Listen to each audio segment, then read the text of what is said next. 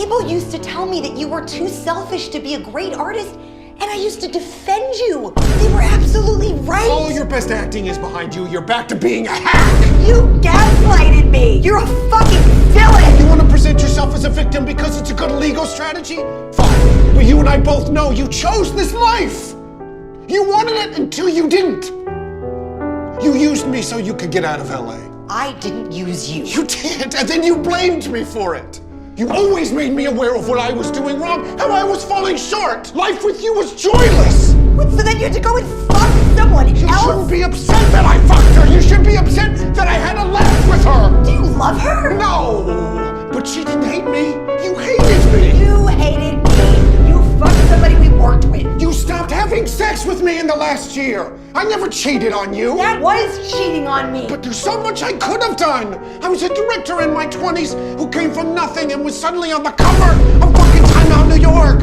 I was hot shit and I wanted to fuck everybody and I didn't. And I loved you and I didn't want to lose you.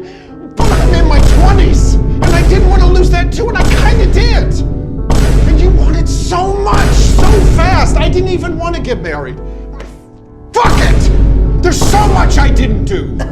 Oh, thanks for that. You're welcome. I can't believe I've been knowing you forever!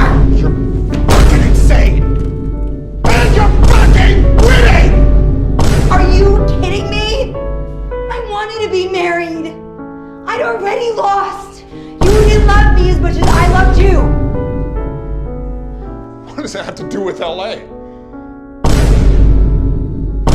You're so merged with your own selfishness, you don't even identify it as selfishness anymore. You're such a dick!